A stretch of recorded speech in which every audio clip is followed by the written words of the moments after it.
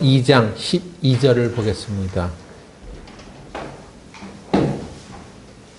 빌립보서 2장 12절입니다.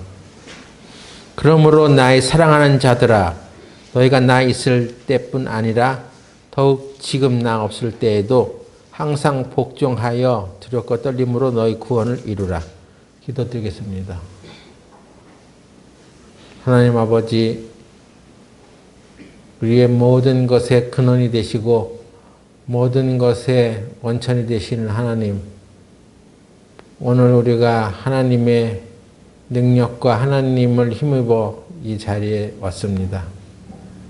이 시간 우리들의 마음과 생각 속에 하나님의 거룩하신 뜻을 분별해가는 시간이 되게 하여 주시고, 우리가 하나님 말씀에 온전히 복종하고 순종하며 나아갈 수 있도록 하여 주시옵소서.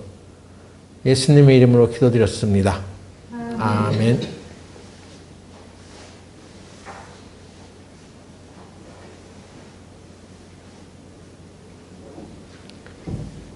구원을 우리는 받았습니다. 그런데 여기에 구원을 이루라는 이런 말씀이 있는데, 우리가 신앙생활을 하다 보면 가끔가다 어떤 분들은 아니, 우리가 구원을 받았는데 우리가 받은 구원이 완전하지 않은가요? 이 구원을 이루라는 말씀도 있는데 이것은 우리가 또 이루어가야 하는 것인가요? 이렇게 질문하는 사람들을 보게 됩니다.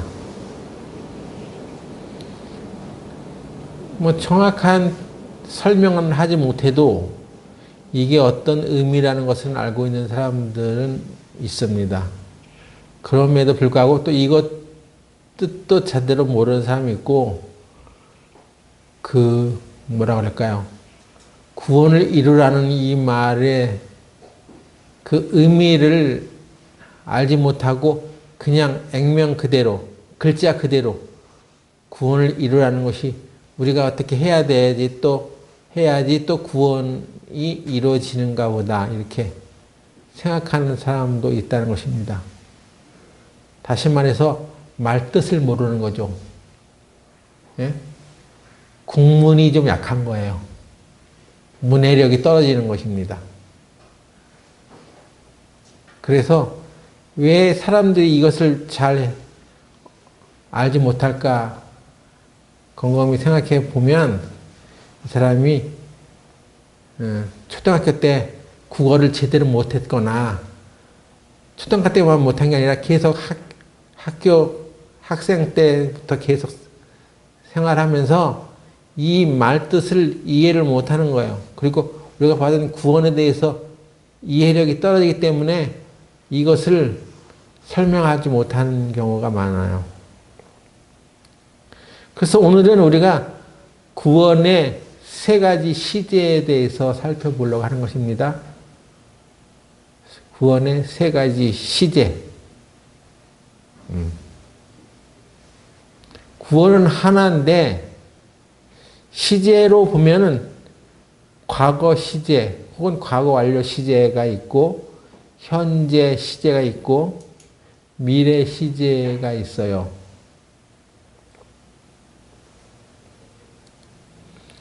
과거 혹은 과거 완료 시제는 우리가 믿음으로 말미암아 구원을 받았다는 말입니다.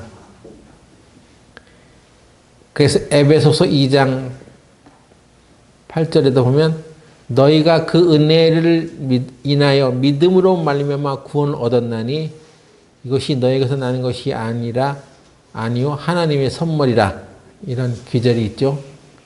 유명한 말씀이잖아요. 너희가 그를 인하여 믿음으로 말미암아 구원을 얻었나니, 이미 구원이 완료됐다는 것입니다. 과거에 이미 이것이 이루어졌다는 거예요. 이게 구원의 과거 시제입니다. 과거 시제로 말할 때 우리가 이미 믿음으로 말미암아 구원을 얻었다, 받았다, 그거예요.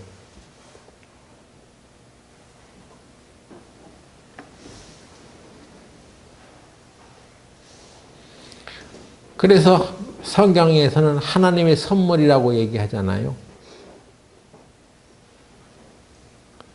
왜 뭐를 하나님의 선물이라고 말하냐? 그것은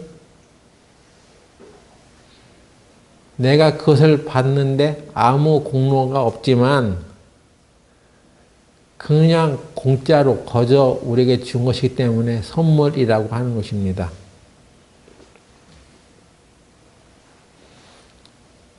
그런데 이게 이 성경에 이렇게 빌립보서 2장 12절 같은 경우에 너희가 두렵고 떨림으로 너희 구원을 이루라.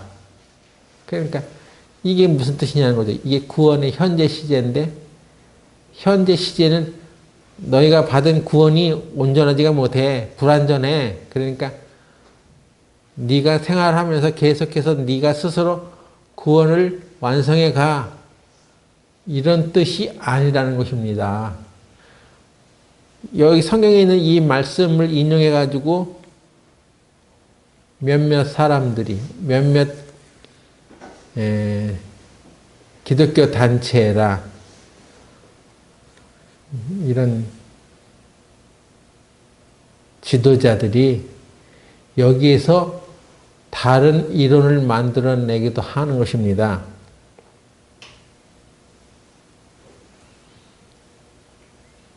그렇다면 너희 구원을 이루라 이 말은 무엇입니까?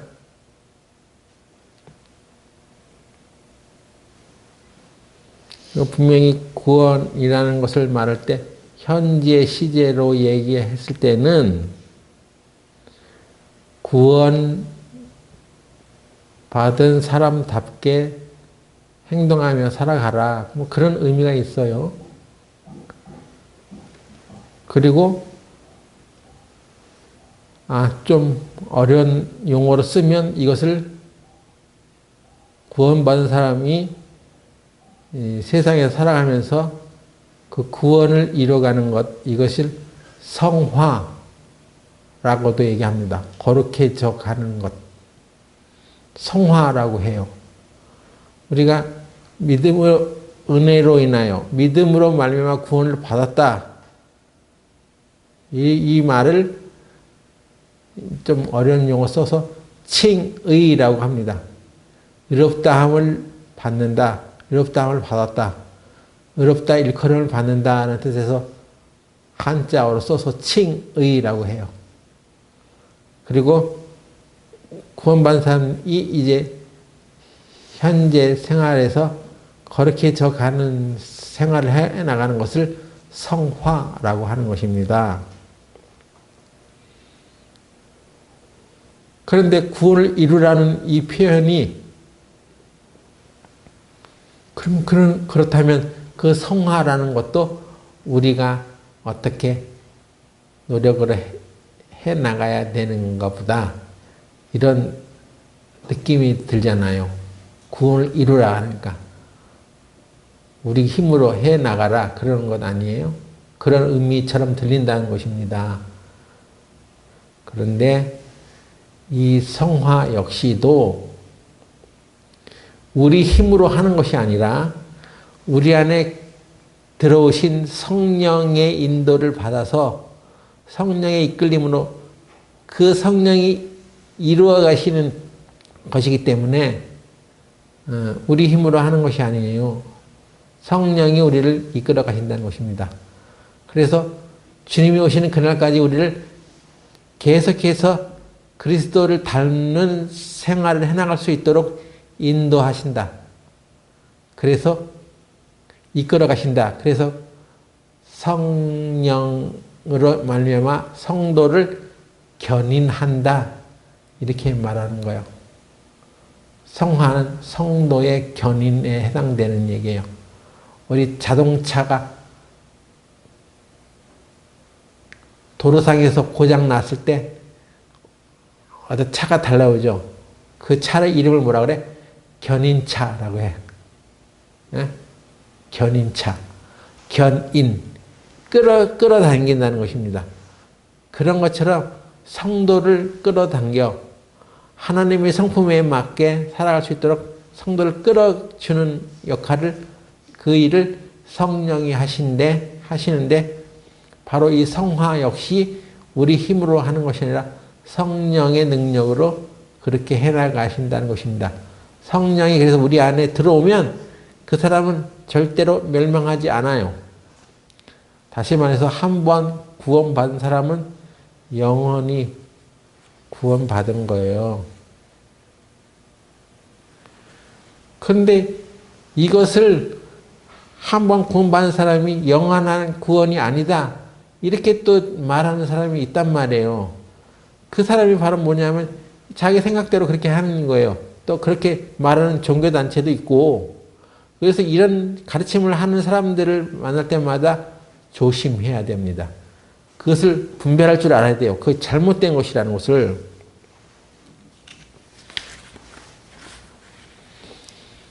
한번 하나님이 선택하신 분은 결코 망하지 않는다는 것이 성경의 원리입니다.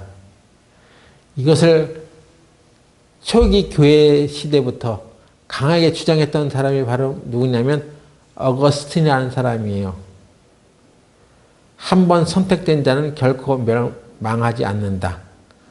한 번 구원받은 사람은, 구원을 받은 사람은 그가 생활에 나가면서 어떤 죄를 짓는다 하더라도 사실 그것 때문에 지옥 가는 게 아니에요. 왜? 한 번 구원받았다는 얘기는 과거와 현재와 미래의 죄까지 다 용서받은 사람이기 때문에 그가 어떤 잘못을 해서 지옥 가거나 그런 일이 벌어지지 않아요. 만일에 구원받았다고 많은 사람이 자기가 지옥 간다고 한다면 그 사람은 애초에 처음부터 구원받지 못했던 거예요. 구원이 뭔지를 깨닫지 못한 거죠.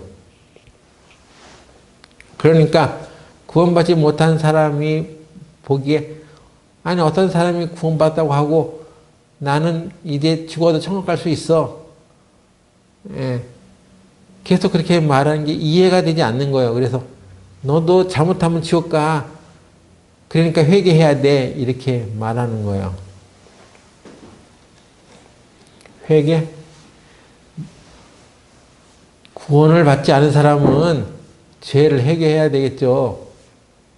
근데 구원받은 사람, 한 번 구원받은 사람은 죄를 회개하는 것이 아니라 사실 성경에서 말하는 그 회개에 대해서 얘기하고 있는데, 구원받은 사람들에게 말하는 회개는 어떤 것이냐면 죽은 행실을 회개하라고 하는 얘기는 있어요.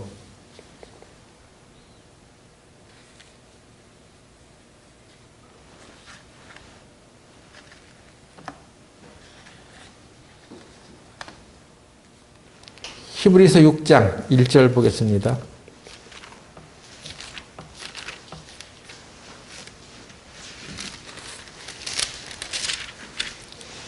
히브리서 6장 1절. 그러므로 우리가 그리스도 도의 초보를 버리고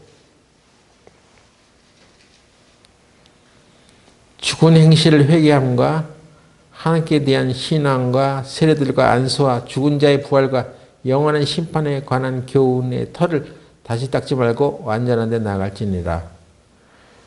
그리스도 도의 초보를 버리라고 했습니다.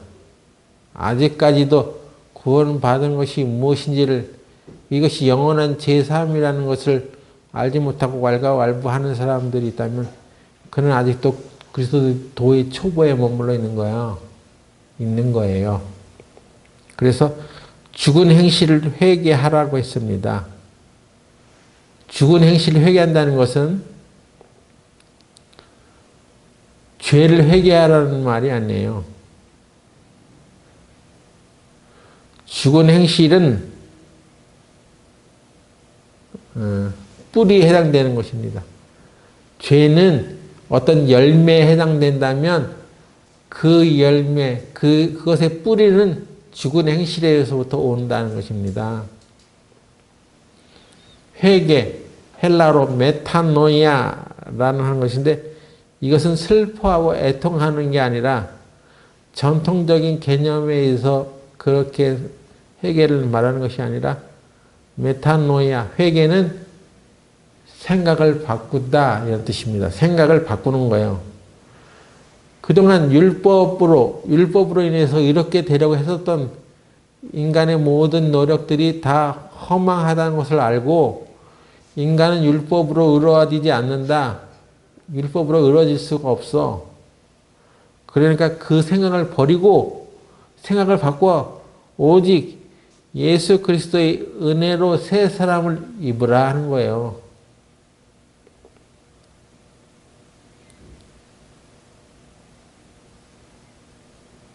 어떤 사람이 기도를 열심히 해서 자신이 천국을 갈 수 있다고 한다면, 예? 말이 된 것 같지만 잘못된 얘기예요. 그것이. 기도를 열심히 해서 천국에 갑니까? 아니에요. 우리는 예수 그리스도가 십자가에서 흘린 보혈의 피로 인하여 그의 은혜로 인해서 천국 가는 거예요. 우리가 기도를 열심히 한다고 천국 가는 것이 아닙니다. 그런데 열심히 기도를 해야지 된다고 그렇게 가르치는 것은 그게 죽은 행실이야. 그게 오히려 그 기도가 죽은 행실이야. 제가 알고 있는 어떤 목사님이 어떤 사람이 근무력증에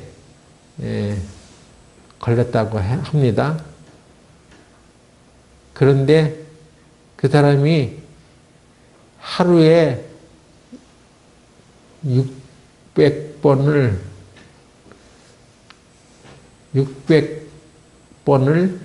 주기도문을 했대요. 그런데 어떤 깨달음이 또 와가지고 그 600번씩 했던 주기도를 8배, 6, 8에 48, 4,800번을 주기도문을 했더니 병이 나았다는 것을 얘기하더라고요. 그런 사람을 제가 봤다고. 그래서 그 사람이 하는 얘기 잘 들으면 그러니까 기도를 그렇게 열심히 해야 돼. 기도에 노력을 해야 돼. 그래야지 네 병이 고쳐질 수 있어. 이런 것을 은근히 얘기하는 것 같아요. 제가 그것을 듣고 깜짝 놀랐습니다. 이 사람 내가 잘 아는 목사님인데 이 사람이 이런 얘기를 하더니 그러면 4,800번이나 주기도문을 하면 나도 병이 나을까? 이런 생각이 싹 들어오는 거예요. 그래서 그때 내가 생각한 게 이건 잘못된 거야. 이건 마귀의 장난이야. 잘못된 가르침을 쓱 넣어주는 거예요. 내가 그리스도의 보혈의 피로 그 은혜로 인하여 내가 그걸 믿음으로 천국 가고 내가 구원을 받고 고침받고 치유가 일어나고 하는 것이지 무슨 기도를 그렇게 4,800번 주기도문을 한다고 병이 낫는 거야. 만일에 4,800번을 내가 하루에 4,800번을 주기도문을 했다면 또 그것으로 인해서 병이 낫는다고 믿는다면 그거는 죽은 행실이란 말이에요. 4,800번 주기도문 한 것은. 그래서 그런 죽은 행실이 우리로 하여금 이루어지게 하고 구원받게 하고 병을 고침을 받게 하고 하는 일이 일어나는 것이라고 한다면 그건 죽은 행실이라는 거예요. 어떤 사람이 헌금을 100만 원 했는데 천국 가? 아니야. 한 1,000만 원 해야지 천국 가. 이렇게 가르친다면 그 사람은 헌금하는 것이 그에게는 죽은 행실이 되는 거예요. 그런 거 회개하라는 것입니다. 그리스도의 도의 초보를 버려. 여러분 그렇게 생각하세요? 한 1,000만 원 하면 천국 가요? 교회에서 1,000만 원 헌금하면 천국 가고 100만 원 하면 못 가고 그렇게 되는 거예요? 그렇지 않습니다. 그렇게 믿는다면 그 사람 헌금하는 그 사람은 그것이 죽은 행실이 되는 거예요. 구원받은 사람이 자꾸만 예전의 율법의 행위를 따라서 열심을 쌓고 자기 정성과 노력을 쌓아서 하나님 앞에 이루어지는 것을 생각한다면 그것은 회개해야 할 죽을 행실이 되는 것입니다. 그런 것이.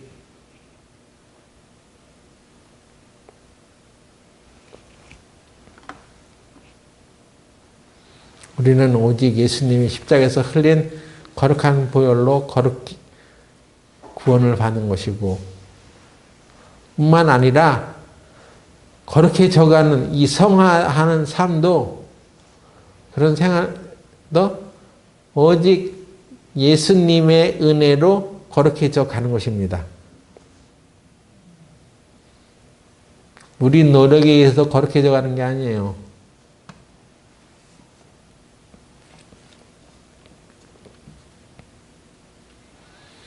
그래서 교회 역사 가운데서도 이것을 잘못 얘기한 사람들이 간혹 있었던 것입니다. 대표적으로 천주교는요, 한번 구원받은 사람은 영원하게 구원받은 것이다.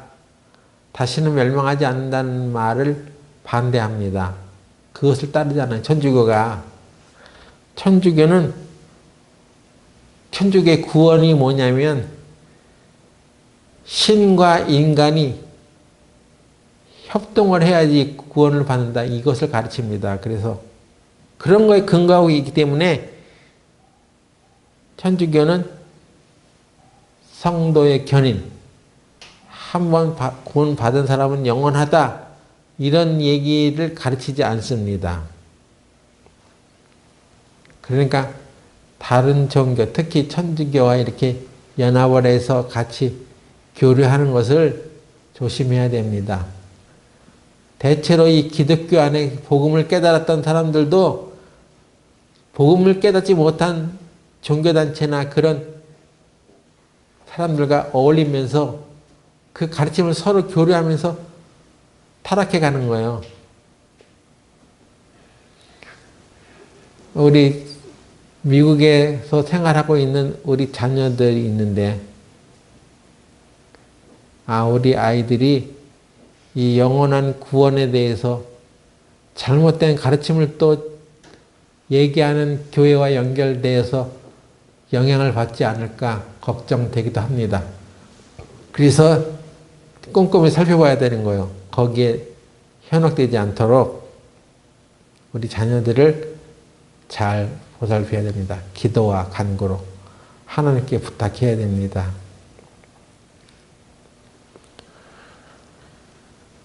또 장로교회의 계열에 알미니안주의가 있어요. 알미니안이라는 사람이 주장했기 때문에 알미니안주의라고 하는데, 이런 계열에 속해 있는 종교단체에도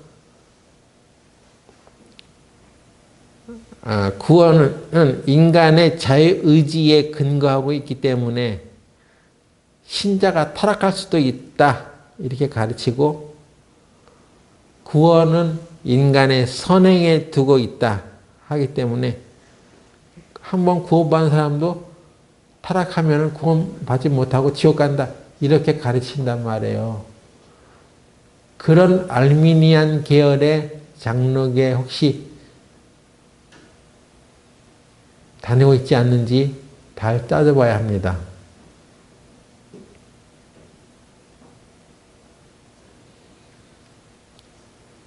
구원받은 사람이 타락한다는 것, 그러니까 인간의 생각에서의 타락의 개념, 그가 그리스도를 부정한다든가 그런 타락이 아니라 이제 세상의 어떤 죄를 따라한다, 뭐 그런 개념의 타락을 말할 수도 있는데, 구원받은 사람이 그렇게 되면 천국 못 간다, 이렇게 가르치는 데도 있단 말이에요. 그런데 우리가 고린도전서 5장 1절에서 5절 사이에 있는 말씀에 보면 고린도 교회에 성적으로 잘못된 사람이 들어왔는데 그것을 쫓아내지 않음으로 인해서 바울이 경고했죠. 이런 사람은 어찌하여 물리치지 아니하였느냐? 저는 육신은 멸하고 몸은 멸하고 영은 주 예수의 날에 구원을 얻게 하려 합니다. 정말로 그가 하나님의 인도하심을 계속 거부하면 하나님이 그의 몸을 멸하셔서 죽이시지만 영은 주 예수의 날에 구원받게 한단 말이에요.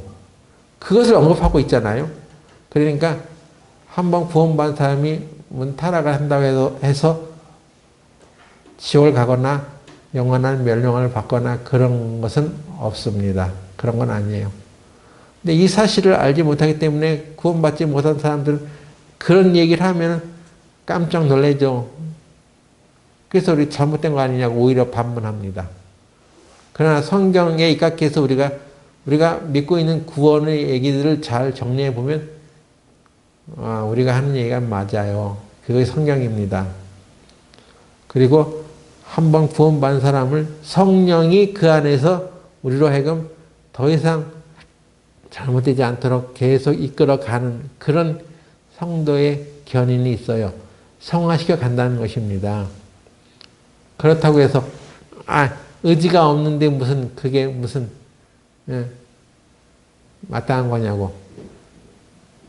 의지가 자기 인간의 의지를 갖는다 해도 그것이 온전한 것은 아니에요. 그게 능력이 계속 역사하지 않잖아요. 오직 하나님의 은혜만 복종하고 하나님의 은혜를 깨달았을 때 그것이 점점점 우리 안에 커갈 때 죄도 점점점 멀어집니다.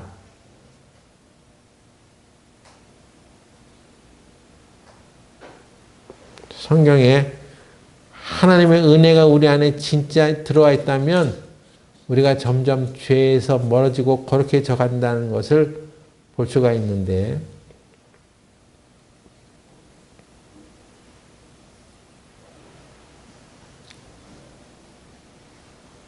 성경은 하나님의 인자심이 우리를 회개로 인도한다고 가르칩니다.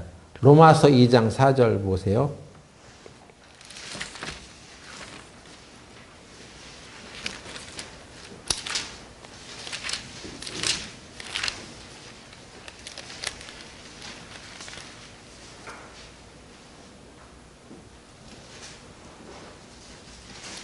로마서 2장 4절. 혹 네가 하나님의 인자심이 너를 인도하여 회개케 하심을 알지 못하여 그의 인자심과 용납하심과 길이 참으심의 풍성함을 멸시하느뇨. 자, 여기 회개케 하는데 무엇이 우리를 회개케 한다고 그랬죠? 하나님의 인자심이 너를 진실한 회개를 하게 한다는 것입니다. 사람이 회개를 하는데 진실로 회개를 못하는 것은 하나님의 인자하심, 하나님의 은혜를 깊이 생각하지 않기 때문이라는 것입니다. 왜 회개가 안 돼? 우리가 그러잖아요. 사실 그 사람이 하나님의 은혜에 깊이 잠겨있지 않기 때문이라는 것입니다. 아직도 자기가 무슨 일을 해가지고 자기 인간적인 노력과 선행을 해가지고 회개를 하려고 하기 때문에 이게 안 되는 것입니다. 진실한 회개가 일어나지 않는 거예요. 진실한 회개는 오히려 어디서 나는 것이냐면 하나님의 인자하심을 내가 느꼈을 때, 받았을 때 일어나는 것입니다.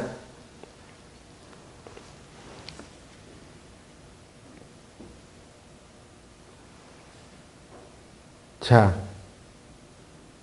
우리가 하나님을 사랑하는 것은 어떻게 해서 하나님을 사랑하게 되는 것입니까?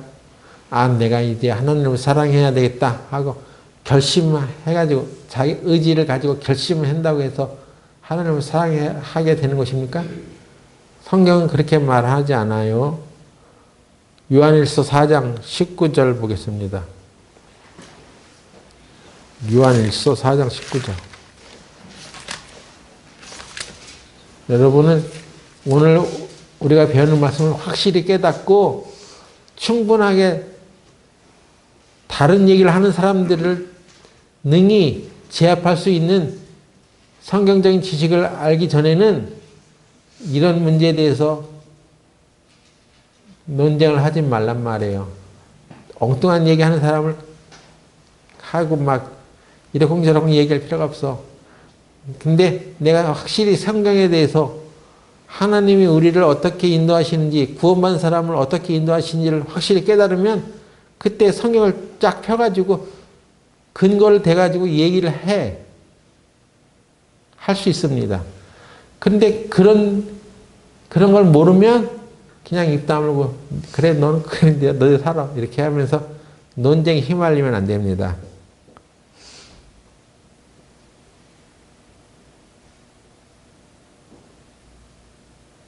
요한일서 4장 19절 내가 찾자고 했죠? 요한일서 4장 19절 잘 보세요.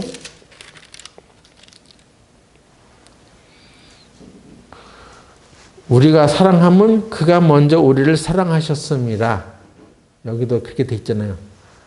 우리가 하나님을 사랑하는 그 힘이 어디서 나오는 것이냐면 내가 하나님을 사랑해서 나오는 것이 아니라 하나님이 우리를 먼저 사랑하셨기 때문에 하나님이 먼저 우리를 사랑하셨기 때문에 우리가 그 사랑을 알았기 때문에 우리가 하나님을 사랑하게 되는 거예요.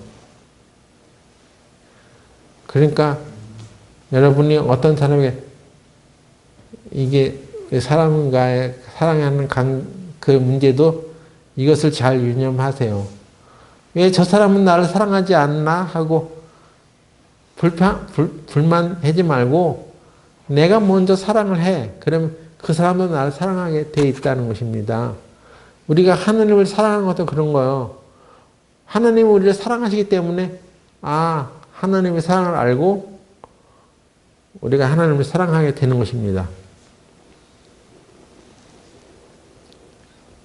예전에 내 병원에서 어떤 사람이 하나님이 정말 사랑하실까요? 우리를? 하나님의 사랑이시라는 말이 있잖아요. 정말 하나님이 나를 사랑하실까요? 나는 그걸 잘 모르겠습니다. 그렇게 한 사람이 있었다고 했죠? 그게 그 말이에요. 이 사람은 하나님이 우리를 어떻게 사랑했는지를 모르는 거예요. 그냥 내 육신이 튼튼하고 돈을 많이 벌고 힘들지 않고 이렇게 해야지 한 상태가 되어야지 하나님이 나를 사랑하시는 것이라고 생각했는데 지금 그렇게 안 되니까 하나님이 뭘 나를 사랑하냐고 그렇게 이제 생각하는 거죠. 자기 죄와 또 그것을 위해서 영원한 심판과 그리스도의 사랑을 우리를 위해서 베풀어주는 것을 모르기 때문에 하나님이 우리를 사랑한다고 생각하지 않는 것입니다. 그러니까 하나님을 사랑하지 못하는 거죠. 근데 우리는 하나님이 우리를 어떻게 사랑하신지를 알잖아요. 어떻게 우리를 죄를 용서해 주셨는지 우리가 알잖아요. 그러니까 우리는 하나님을 사랑하게 되는 것입니다. 그래서 성경에서 말하는 사랑은요, 우리가 하는 사랑을 말하는 게 아니에요. 요한일서 4장 10절 볼까요? 사랑은 여기 있으니, 여기 사랑은 여기 있으니라는 말이 이 의미를 잘 생각해 보세요. 사랑은 여기 있으니라는 이것이 사랑이야. 사랑에 대한 정의라고도 해석할 수 있습니다. 사랑은 여기 있어. 이것이 사랑이야. 뭐냐?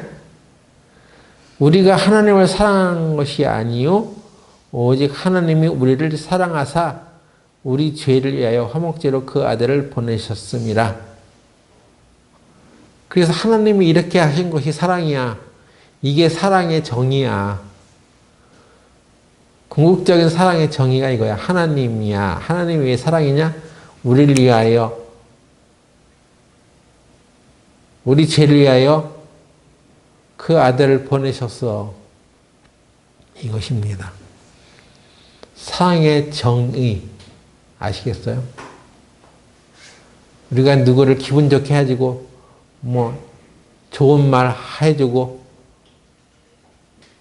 그 사람이 필요한 것을 뭐 도와주고, 이것이 사랑의 정의가 아니라 하나님이 우리 죄를 위하여 그 아들을 보내신 것, 이게 사랑의 정의야.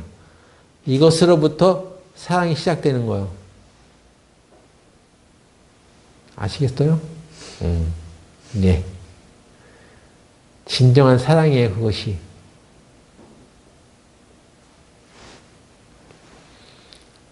그래서 이런 사랑 안에, 사랑을 알고 사랑 안에 거하면 하나님의 은혜 아래 있는 것이고, 은혜 아래 있으면 그가 거룩해져 가는 것입니다. 신기하게 하나님의 사랑을 더 많이 느끼면 느낄수록 이 사람이 허튼 짓을 안 하는 거예요. 이렇게 저렇게 하면서 무슨 욕을 안 해도 그가 율법을 다 지켜. 사랑은 율법의 완성이라고 했잖아요. 사랑 안에 거하면 거할수록 이 사람이 점점 더 거룩해져가는 생활을 해나가는 거예요. 이 사람에게 술 마시지 마라, 담배 피지 마라, 뭐 마약하지 마라, 이렇게 충고 안 해도 이 사람이 하나님의 사랑과 은혜 아래 계속 있으면 그런 것이 없어져. 죄를 짓지 않고 더 거룩해져가는 삶을 살 수 있는 거예요. 그런데 하나님의 사랑과 은혜 아래 거하는 것이 아니라 자기 힘과 노력으로, 윤리와 가치관으로 거룩해져가고 깨끗하게 져가려고 하니까 그것이 죽은 행실이 되는 거예요. 그걸로는 안 된단 말이에요. 거룩해져가지 못해. 아무리 얘기해도 그것은 올바른 행동을 해나갈 수 없습니다.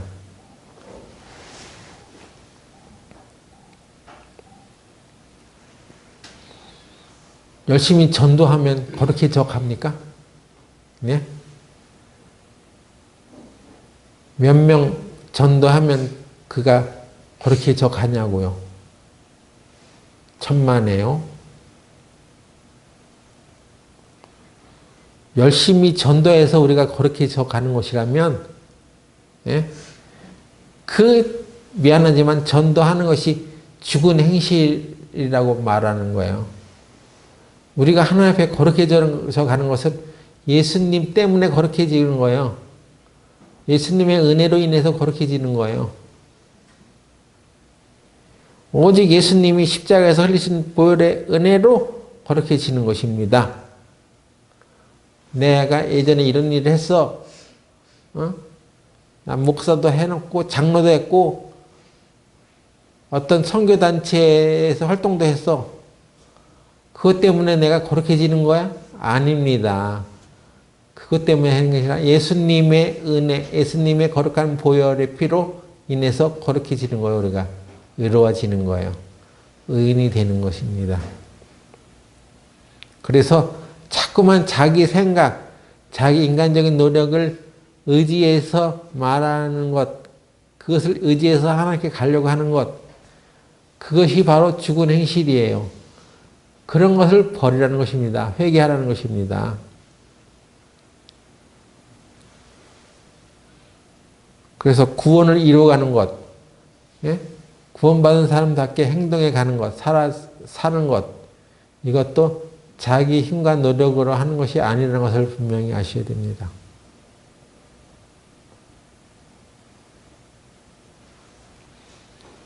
구원의 세 번째 시대가 있는데, 미래 시대가 있어. 구원을 얻을 것이다. 뭐 이런 표현이 있는데, 그건 뭡니까? 우리가 이제 하나님의 심판이 올 때 몸에 부활을 입는 날이 와. 그죠? 한 번 죽는 것은 하나님의 정하신 것이요. 그 다음에 심판이 오잖아요. 그 심판 때 구원받은 사람은 몸이 썩지 않을, 죽지 않을 것으로 다시 변화돼. 몸의 구속이라고 하죠. 몸의 부활을 입게 되죠. 그것을 미래 시제의 구원이라고 얘기하는 거예요.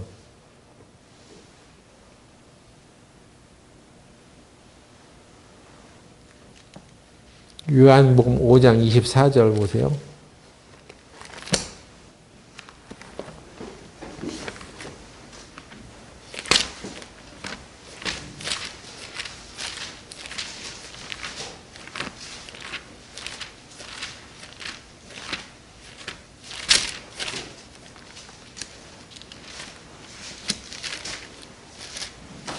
네, 요한복음 5장 24절.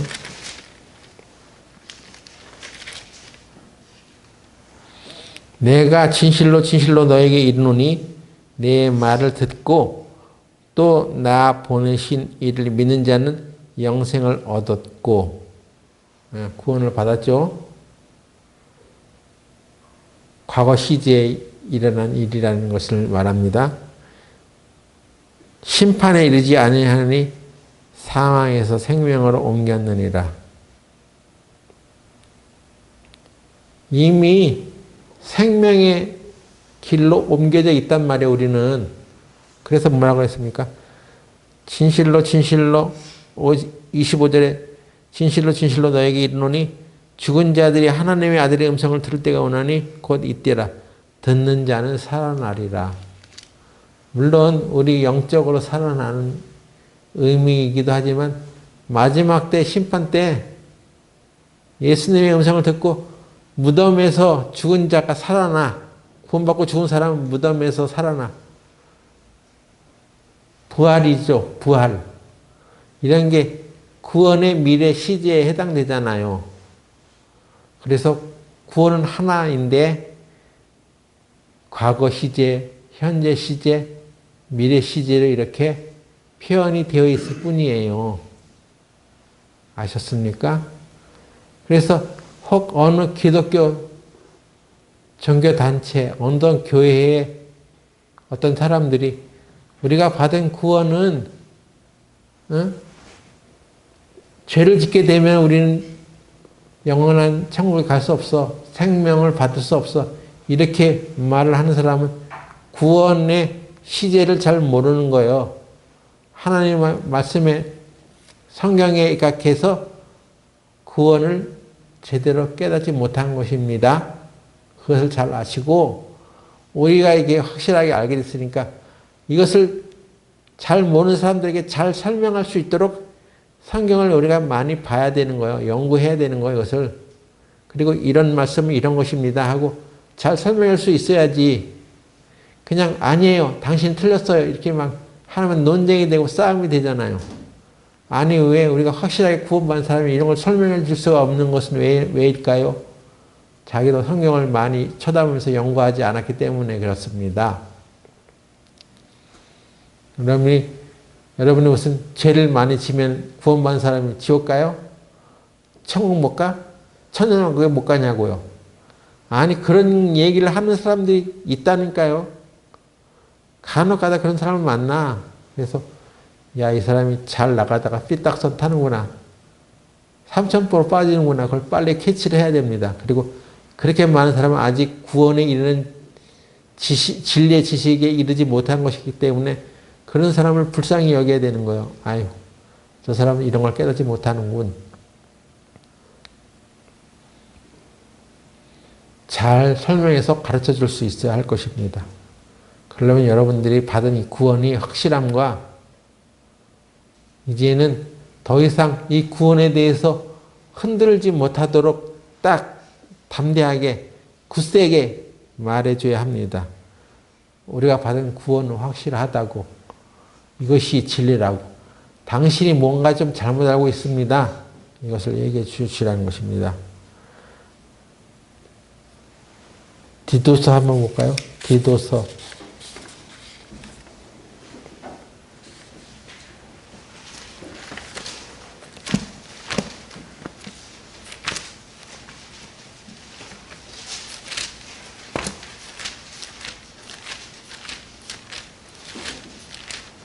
디도서 3장 1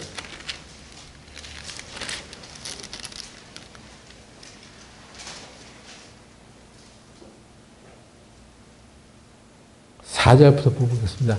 이건 너무나 중요한 기절이에요. 여러분들이 딱 메모해놨다가 우리가 받은 구원이 얼마나 확실한 것인지를 담대하게 굳세게 얘기할 때 이것을 사용하시기 바랍니다.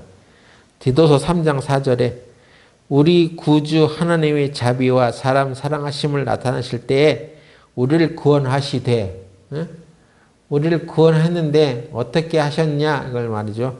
우리를 구원하시되 우리 행한 바 의로운 행위로 말미암지 않고 오직 그의 긍휼하심을 쫓아 중생의 씻음과 성령의 새롭게 하심으로 하셨나니.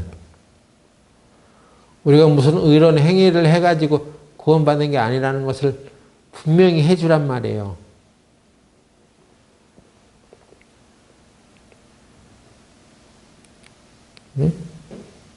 성령의 새롭게 하심을 하셨나니 성령을 우리 구주 예수 그리스도로 말미암아 우리에게 풍성히 부어주사 우리로 저희 은혜를 힘입어 의롭다 하심을 얻어 영생의 소망을 따라 후사가 되게 하려 하심이라.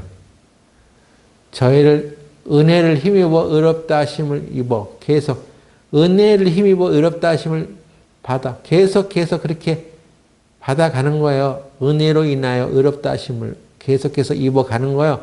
주님이 오시는 그날까지.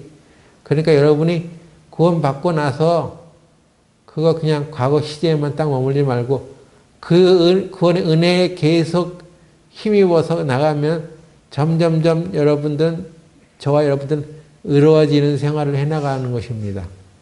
예? 죄를 멀리하게 되어 있고 하나님의 사람으로 성장하게 되어 있어요. 은혜에서 멀어지니까 자꾸 하나님이 나를 얼마나 사랑하시는지 그 은혜를 자꾸 깨닫지 못하니까 자기 종교적인 노력, 율법으로 돌아가게 되는 거예요. 뭔가 선한 행위를 해가지고 기도 많이 하고 11조 많이 하고 헌금 많이 해서 의롭다함을 받으려고 하는 그런 종교적인 노력으로 바뀌어지는 거예요. 은혜로 시작했다가 율법으로 마치지 말라고 했죠? 언제나 우리는 하나님의 은혜가 우리를 주장하게 해야 됩니다. 여러분은 하나님의 은혜가 마음 가운데 작동되세요? 하나님이 얼마나 나에게 은혜를 베풀어 주신지를 매일매일 감사하며 살아갑니까? 그것이 계속해서 매일매일 감사하게 여겨지고 살아갈 때 그의 은혜로 말미암아 우리는 의로워지는 거예요. 점점점. 자, 이것이 바로 구원의 세 가지 시제입니다. 또 그 성화에 대해서 얘기하기를 베드로가 참 거친 성격의 소유자라고 우리가 알고 있는데 베드로가 예수님 앞에 한 번 무릎을 꿇은 적이 성경에 기록되어 있어요. 어떻게 그 거친 성격의 베드로가 예수님 앞에 무릎을 꿇게 됐을까요? 어떻게 해서?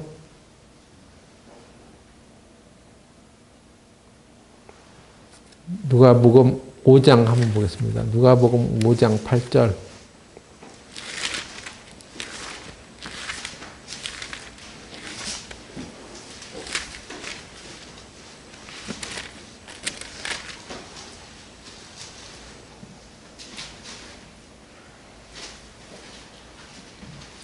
시몬 베드로가 이를 보고 예수의 무릎 아래 엎드려 가로되 주여 나를 떠나소서 나는 죄인으로소이다. 베드로가 지금 예수님 앞에 무릎 꿇고 엎드려서 나를 떠나소서 나는 죄인입니다 이렇게 말했다고 하잖아요. 한 사람이 아주 거친 성격의 소유자였던 베드로가 예수님 앞에 어떻게 이런 고백을 할 수 있었겠습니까? 이거는요. 거기 갈릴리 바다에서 고기 잡던 일과 연관이 되어 있는데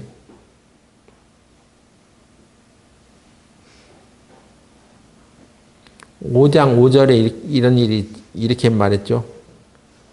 시몬이 대답하여 가로되 선생이여 우리들이 밤이 맞도록 수고를 하였으되 얻은 것이 없지만은 밤이 새도록 수고를 했는데 우리가 얻은 것이 없습니다. 그런데 말씀에 의지하여 내가 그물을 내리겠습니다. 했더니 고기가 힘이 많이 잡혀서 그물이 찢어질 정도로 고기를 잡았다 합니다. 이게 뭡니까? 밤이 새도록 그물을 내려서나 고기를 못 잡았는데 예수님이 그냥 고기를 베드로의 그물에 다 몰아준 거 아니에요. 이게 바로 예수님의 은혜죠. 에? 내 능력을 초월해서 일어난 어떤 혜택 있습니다. 그걸 경험한 거예요. 오늘 새벽기도 메시지에 제가 은혜가 무엇인지를 설명했는데 여러분 기억하십니까?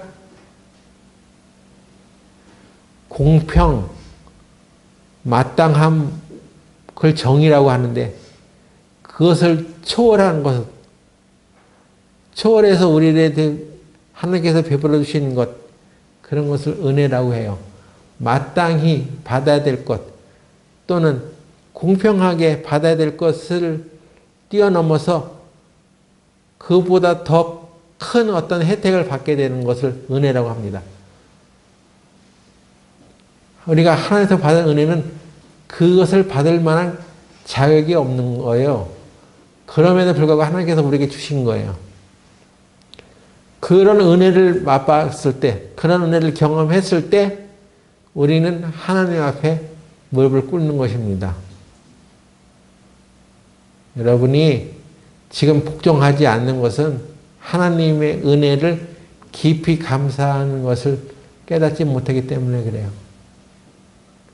그것이 알아지는 그날 여러분들은 정말로 무릎을 꿇고 하나님 앞에 복종하며 살아갈 것입니다. 그래서 너희 구원을 이루라 하는 이 말씀 앞에 바울도 더욱 복종하여 두렵고 떨림으로 너희 구원을 이루라.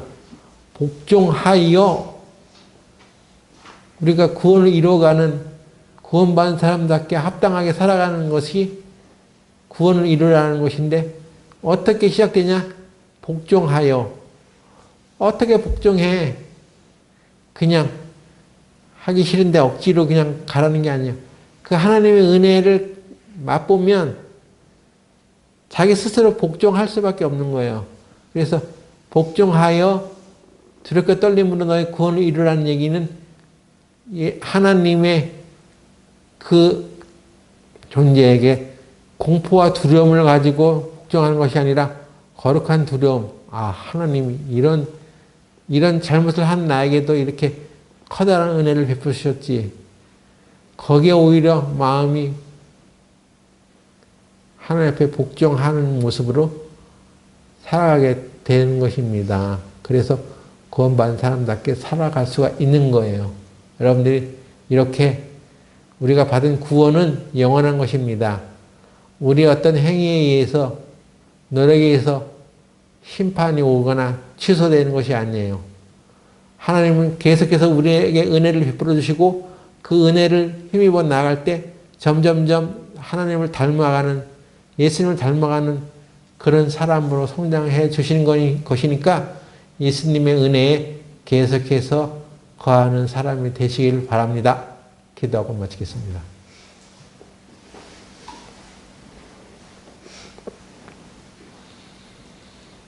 거룩하신 하나님, 오늘 우리는 하나님의 은혜는 죄인을 변화시키는 것을 보았습니다. 또한 하나님께 거룩한 경외심을 가지고 섬겨가는 사람이 되게 하는 것도 보았습니다. 오늘 우리에게 베풀어 주신 하나님의 구원이 얼마나 확실한 것인가를 우리가 알고 또 예수님의 그 구원의 은혜가 얼마나 큰지를 계속 살아가면서 느끼게 하여 주셔서 하나님의 은혜의 성령이 우리를 인도해 가시는 가운데 점점 더 거룩한 생활을 해나갈 수 있도록 이끌어 주시옵소서. 예수님의 이름으로 기도드렸습니다. 아멘.